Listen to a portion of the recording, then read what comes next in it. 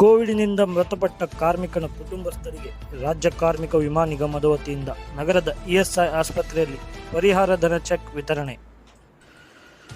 ಕೋವಿಡ್ನಿಂದ ಮೃತಪಟ್ಟ ಯಲ್ಲಾಪುರದ ಕಾರ್ಮಿಕ ಶಿವರಾಮ್ ಕರುಮನಿ ಅವರ ಕುಟುಂಬಸ್ಥರಿಗೆ ರಾಜ್ಯ ಕಾರ್ಮಿಕ ವಿಮಾ ನಿಗಮದಿಂದ ಪರಿಹಾರ ಧನದ ಚೆಕ್ ಮತ್ತು ಮಾಸಿಕ ಪಿಂಚಣಿ ಮಂಜೂರಾತಿ ಪತ್ರವನ್ನು ಶುಕ್ರವಾರ ಬೆಳಿಗ್ಗೆ 10 ಗಂಟೆಗೆ ನಗರದ ಇಎಸ್ಐ ಆಸ್ಪತ್ರೆಯ ಕಟ್ಟಡದಲ್ಲಿರುವ ರಾಜ್ಯ ಕಾರ್ಮಿಕ ವಿಮಾ ನಿಗಮದ ಶಾಖಾ ಕಚೇರಿಯಲ್ಲಿ ವಿತರಣೆ ಮಾಡಲಾಯಿತು.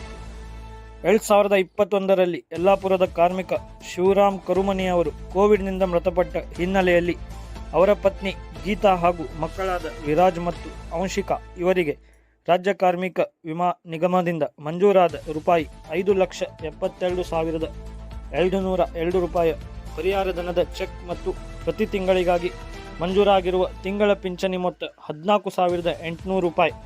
ಇದರ ಮಂಜೂರಾತಿ ಆದೇಶ ಪತ್ರವನ್ನು ರಾಜ್ಯ ಕಾರ್ಮಿಕ ವಿಮಾ ನಿಗಮದ ದಾಂಡೇಲಿ ಶಾಖೆಯ ವ್ಯವಸ್ಥಾಪಕರಾದ ಮೋಹನ್ ಅವರು ವಿತರಿಸಿದರು.